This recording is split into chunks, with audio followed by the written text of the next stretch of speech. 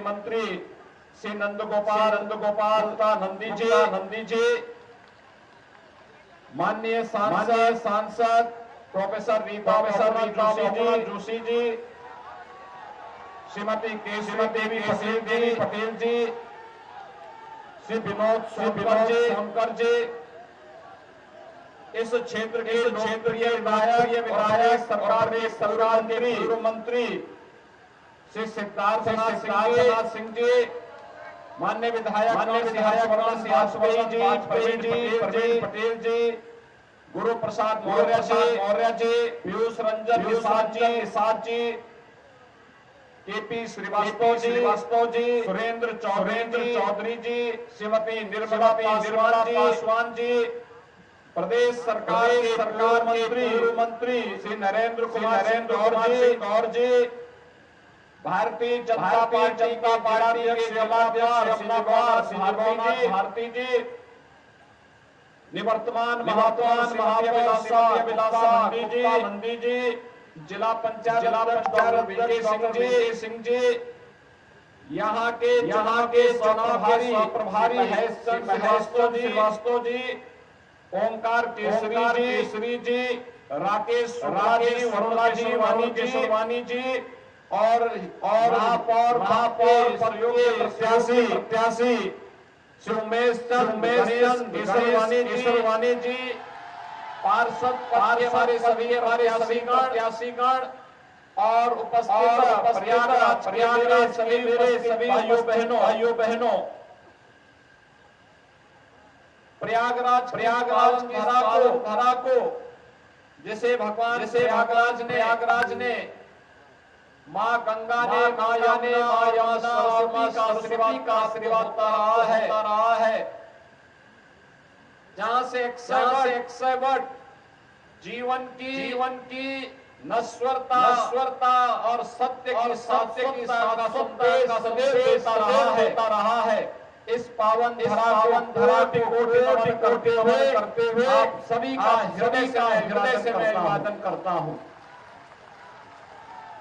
भाइयों बहनों, अमर शहीद चंद्रशेखर आजाद की बलिदानी भूमि भी है, और महामना पंडित मोहन मालवीय कर्म स्थली रही है। प्रयागराज अपनी आध्यात्मिक साधना की से भी और इस जगत में न्याय पाने के लिए पूरे प्रदेश की जनता इसी प्रयागराज की धरती पर आकर के न्याय पाती है। ऐसी प्रयागराज की धरती को नमन करता हूं। भाइयों बहनों, रामचरितमानस में संत तुलसीदास जी ने एक बात कही थी, और इस जगत में न्याय पाने तसफल चाखा। और मुझे लगता है कि ये पंक्तियां आज भी उसी प्रकार की प्रासंगिक हैं जैसे मध्यकाल में थी। जीवन की शाश्वतता का संदेश देने वाले ये पंक्तियां हमारे कर्म प्रधान व्यवस्था को कहीं न कहीं मार्गदर्शन करती हुई दिखाई देती है। जिस प्रयागराज में दुनिया अपनी आध्यात्मिक पिपासा के लिए आती है, जिस प्रयागराज की धरती ने हजारों वर्षों से मानवता के कल्याण का मार्ग प्रशस्त किया हो, कुंभ हो या माघ मेला, करोड़ों श्रद्धालु प्रयागराज में आकर के संगम में डुबकी लगा करके अपने जन्म और जीवन को धन्य करता है। जहां पर अन्याय अत्याचार से पीड़ित मानवता आकर के न्यायालय की शरण में आकर के न्याय प्राप्त करने की विलासा से आता है, कुछ लोगों ने उस प्रयागराज की धरती को अन्याय और अत्याचार का शिकार बना दिया था, पापाचार का शिकार बना दिया था। लेकिन यह प्रकृति न किसी पर अत्याचार करती है और न किसी के अत्याचार को स्वीकार ही करती है, सबका हिसाब बराबर करके रख देती है।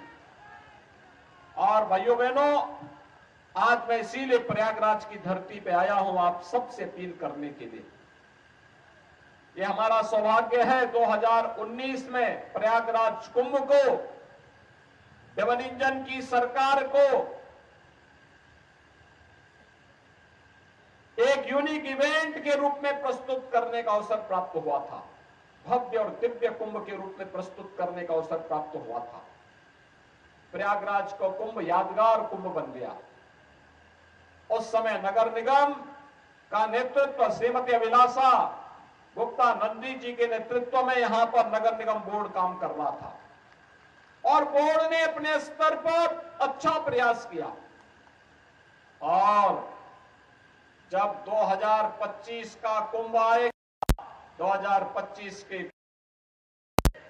हमारा एक सामान्य कार्यकर्ता से लेकर के भाजपा के अध्यक्ष और अब महापौर की प्रत्याशी उस समय महापौर हो और उनके नेतृत्व में प्रयागराज महापौर की नेतृत्व में प्रयागराज कुंभ फिर दुनिया की भव्य और दिव्य कुंभ की साक्षी बन सके, इसके लिए आप सबसे अपील करने के लिए आज मैं प्रयागराज की धरती पे आया। भाइयों, प्रयागराज कभी निराश नहीं होने देता। ये प्रयागराज की धरती है, ये कभी सात्विक प्रवृत्ति को निराश नहीं करती है।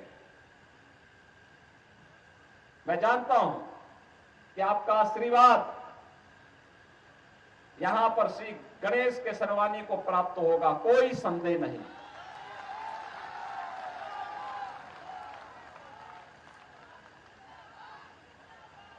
इन्होंने एक कार्यकर्ता के रूप में जिस निष्ठा के साथ कार्य किया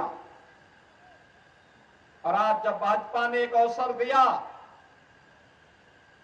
कि महापौर पद पर कोई भाजपा का एक सामान्य कार्यकर्ता चुनाव जीतने की सामर्थ्य रखता है, रखे और उसे हम प्रत्याशी बनाकर के उतार रहे हैं।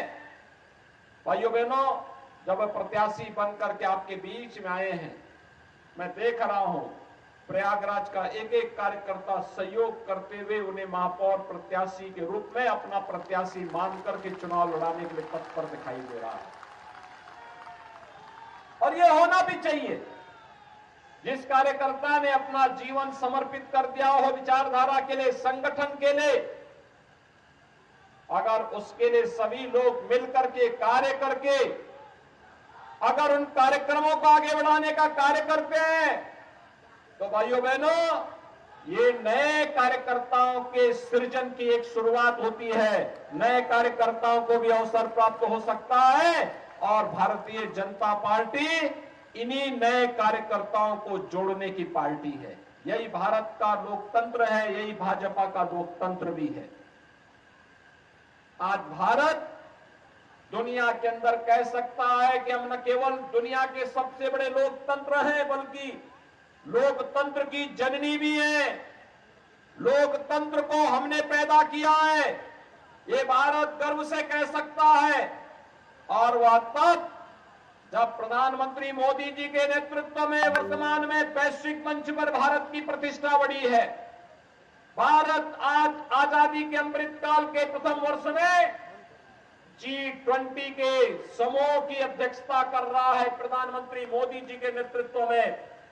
तब भारत इस बात को कह सकता है कि हमने दुनिया को सब कुछ दिया है, हमने लोकतंत्र दुनिया को दिया है।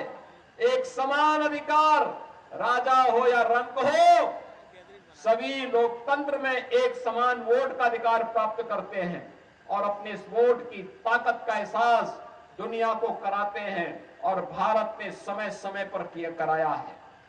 और भाइयों बहनों, एक और वैश्विक मंच पर बढ़ती हुई भारत की ताकत, भारत का सम्मान, भारत के बारे में दुनिया का नजरिया बदल चुका है।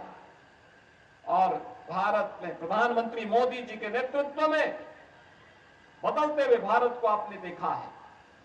आज कैसे भारत न केवल दुनिया के अंदर अपना सम्मान बनाया है, बल्कि अपने नागरिकों के हितों का संरक्षण करने, अपनी स्वयं की सुरक्षा करने, कैसे एक एक करके प्रत्येक नागरिक के जीवन में परिवर्तन करने का कार्य किया। मुझे आश्चर्य होता है जब भाजपा की बात होती है और भाजपा को जब लोग ये बोलते हैं कि फलानी जाति का वोट मिलेगा कि नहीं मिलेगा, संदेह की नजर से बोलते हैं, तो मुझे लगता है कि इन्होंने भाजपा को लगता है समझा नहीं है।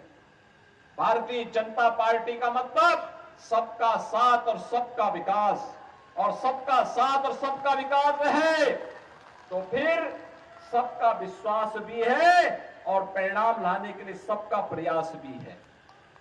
ये सभी लोग मिलकर के जब कार्य कर रहे हैं, आप बताइए ना, 4 करोड़ गरीबों को देश के अंदर एक एक आवास मिल जाता है, 8 करोड़ गरीबों को उज्ज्वला योजना का कनेक्शन मिल जाता है, 12 करोड़ गरीबों को एक एक टॉयलेट मिल जाता है, 15 करोड़ गरीबों को स्किल इंडिया और स्टैंड अप और स्टार्टअप इंडिया के माध्यम से जोड़ा जाता है, 35 करोड़ गरीबों के लिए जनधन अकाउंट खोले जाते हैं, 50 करोड़ गरीबों को 5 लाख रुपए की सालाना स्वास्थ्य बीमा का कवर दिया जाता है, 80 करोड़ लोगों को कोरोना कालखंड में फ्री में राशन की सुविधा का लाभ दिया जाता है, और 220 करोड़ वैक्सीन की डोजेज भारत के नागरिकों को फ्री में देने का काम कोई करता है, भारत के यशस्वी प्रधानमंत्री नरेंद्र मोदी जी करते हैं। और भाइयों बहनों, यही कहने के लिए आज मैं आपके पास आया हूं। हमने तो सबका साथ और सबके विकास के भाव के साथ काम किया। हमने कब जाति के नाम पर किसी को, मत और मजहब के आधार पर किसी के साथ भेदभाव किया? लेकिन हमने तो तुष्टीकरण को कभी प्रोत्साहित नहीं किया। जो तुष्टीकरण को प्रोत्साहित करते थे वही भेदभाव भी करते थे, वही बंटवारा भी करते थे, वही विभाजन भी करते थे। हमने तुष्टीकरण नहीं, सशक्तिकरण पर ध्यान दिया है। सशक्तिकरण, हर व्यक्ति का सशक्तिकरण, हर नागरिक का सशक्तिकरण, सबका सम्मान और सबका साथ, सबके विकास के भाव के साथ इस कार्यक्रम को आगे बढ़ाने का कार्य किया। आज उत्तर प्रदेश ये परिवारवादी और जातिवादी मानसिकता के दलों से उभर करके एक राष्ट्रवाद की सोच के साथ आगे बढ़ करके आज प्रधानमंत्री मोदी जी के मार्गदर्शन में विकास की नित नई ऊंचाइयों को प्राप्त करता हुआ दिखाई दे रहा है। प्रयागराज कुंभ उसका एक उदाहरण था। और भाइयों बहनों, आज मैं आप सबसे यही कहने के लिए आया हूं, आप सबसे ये अपील करने के लिए भी आया हूं। आपने 2017 के पहले के उत्तर प्रदेश को भी देखा है। ये वही उत्तर प्रदेश था जिस उत्तर प्रदेश में पर्व और त्योहार, भय और आतंक के साए में व्यक्ति कांपता था। पर्व और त्योहार आते थे, लोगों को लगता था पता नहीं अब क्या हो जाएगा। लेकिन आज आप देख रहे होंगे, पर्व और त्योहार आते हैं, लोगों के घरों में खुशहाली आती है। पर्व और त्योहार के सही मायने आज पता लगते हैं। आज प्रदेश में कर्फ्यू नहीं, दंगा नहीं, आज तो उत्तर प्रदेश में सब और चंगा ही चंगा है। और भाइयों बहनों, इसलिए है क्योंकि सरकार की कार्रवाई जीरो टॉलरेंस की है। जो लोग पहले आतंक के बल पर गरीबों की संपत्तियों पर कब्जा करते थे, व्यापारियों से रंगदारी वसूली करते थे, आज गले में तख्ती लटका करके जाने के लिए मजबूर हुए हैं। आज व्यापारी को कोई व्यापारी रंगदारी नहीं देता है।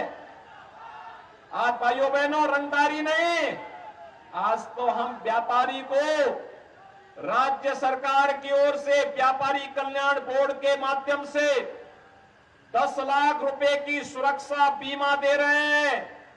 और भाइयों बहनों, यही नहीं, पीएम स्वनिधि योजना में स्ट्रीट वेंडर को भी आर्थिक स्वावलंबन की ओर अग्रसर बढ़ाने का काम हो रहा है। एक समय था 17 के पहले जब व्यापारियों से रंगदारी वसूली होती थी, आज रंगदारी नहीं, आज तो उसे स्वनिधि का लाभ और आज उसे व्यापारी कल्याण बोर्ड के माध्यम से 10 लाख का बीमा कवर देने का कार्य हो रहा है। भाइयों बहनों, 2017 के पहले हमारे शहर गंदगी के ढेर होते थे। आज तो प्रयागराज अभिलाषा जी के नेतृत्व में इस बोर्ड ने प्रयागराज को स्मार्ट सिटी बना दिया। स्मार्ट सिटी आज नगरों में किसी भी प्रकार का सौदों का आतंक नहीं। आज तो हमारे नगर सेफ सिटी हो रहे हैं। बेटियां स्कूल जा सकती हैं, व्यापारी व्यापार कर सकता है। आज युवाओं के हाथों में तमंचे नहीं, क्योंकि सबको मालूम है कि तमंचे की कीमत क्या होती है और तमंचे की दुष्परिणाम भी क्या होते हैं। आज भाइयों बहनों, उत्तर प्रदेश के युवाओं के हाथों में टैबलेट है। टैबलेट 2 करोड़ युवाओं को हम लोग उत्तर प्रदेश में टैबलेट दे रहे हैं। ये टैबलेट उसके टैलेंट को टेक्नोलॉजी और ट्रेनिंग के साथ जोड़ करके उसकी प्रतिभा का लाभ उत्तर प्रदेश के लिए लेने की पूरी व्यवस्था की गई है। देश उसका लाभ ले ले। अभी हम लोगों ने ग्लोबल इन्वेस्टर समिट किया था। हमारे उप मुख्यमंत्री और मंत्रीगण अलग अलग देशों की यात्रा में गए थे और दुनिया से भी और देश से भी भारी पैमाने पे निवेश लेके आए। 35 लाख करोड़ रुपए का निवेश का प्रस्ताव हुआ है। भाइयों 35 लाख, और ये 35 लाख करोड़ रुपए का मतलब 1 करोड़ युवाओं को सीधे सीधे नौकरी की गारंटी। 1 करोड़ युवाओं को। ये प्रयागराज में तो लाखों युवा प्रतियोगी परीक्षाओं की तैयारी करते हैं। इन युवाओं के लिए रोजगार भी चाहिए, नौकरी भी चाहिए, और 1 करोड़ युवाओं को ये ग्लोबल इन्वेस्टर समिट नौकरी की गारंटी भी देता है। लेकिन उसके लिए हमें उसकी स्किल डेवलपमेंट पर, उसके टैलेंट को ट्रेनिंग के साथ जोड़ने की कार्रवाई के पर ध्यान देना होगा। और इसीलिए हम टैबलेट दे रहे हैं। जो तमंचा पकड़वाते थे उनकी दुर्गति हर व्यक्ति देख रहा है, और इसीलिए अब तमंचा नहीं, उत्तर प्रदेश की पहचान आईटी स्किल के लिए जानी जाएगी। और इसलिए हमारे युवाओं के हाथों में टैबलेट रहेगा। और इसलिए भाइयों बहनों, हमें प्रयागराज को अभी से सजाने संवारने की कार्रवाई के साथ जुड़ना होगा। 2025 का कुंभ ऐतिहासिक हो, दिव्य हो, भव्य हो, दुनिया की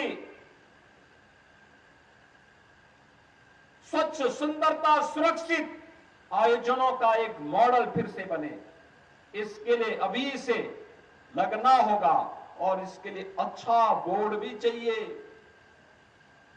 आप गणेश जी को जिताएंगे, कोई समस्या नहीं। हर ओर से आवाज आ रही है, जनता जनार्दन आशीर्वाद दे रही है, लेकिन इनके हाथ पैर तो नगर निगम बोर्ड में पार्षद होंगे, पार्षद। इसलिए 100 पार्षदों में से भी इनका मेजॉरिटी का बोर्ड बने, इसके लिए भी कमल का फूल हर वार्ड में खिलता हुआ दिखाई देना चाहिए। आप तैयार हैं? सभी लोग तैयार हैं?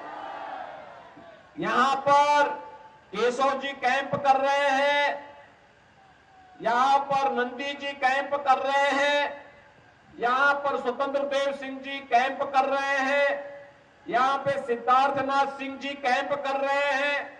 हमारे 3 सांसद आपने यहां से दिए हैं। हमारे सभी विधायकगण और एमएलसी गण यहां पर कैंप कर रहे हैं। वरिष्ठ जन है, संगठन के पदाधिकारी है, इन सब का आशीर्वाद एक साथ प्राप्त हो जाएगा। इस दृष्टि से आप सबका आशीर्वाद भी चाहिए। सहमत हैं सभी लोग? गणेश केसरवानी जी के नेतृत्व में फुल मेजॉरिटी का बोर्ड बनाएंगे प्रयागराज में। और भाइयों बहनों, प्रयागराज में आप बनाइए, और हम लोगों ने माफियाओं की जो अवैध संपत्ति थी उस पे तोड़ करके जो गरीबों का आवास बनाए, बोर्ड बनाइए। अगले महीने उस संपत्ति पर गरीबों को आवास आवंटन करने के लिए भी आने जा रहे हैं। यहां पर जो भी माफिया गरीबों की संपत्ति पर कब्जा करके ऐसे कब्जा करने का प्रयास करेगा, उसकी संपत्ति को ऐसे ही जब्त करके गरीबों के लिए आवास बनाने का काम सरकार करेगी। डबल इंजन की सरकार करेगी। हर गरीब को संरक्षण देंगे, हर शरीफ को, हर व्यापारी को सुरक्षा देंगे। लेकिन राज्य सरकार भ्रष्टाचार और अपराध में जीरो टॉलरेंस की नीति के तहत कार्य अपना अनवरत जारी रखेगी। इस विश्वास के साथ श्री गणेश केसरवानी जी के नेतृत्व में भारतीय जनता पार्टी के फुल मेजोरिटी के बोर्ड को बनाने की अपील प्रयागराज वासियों से करता हूं। और भाइयों बहनों,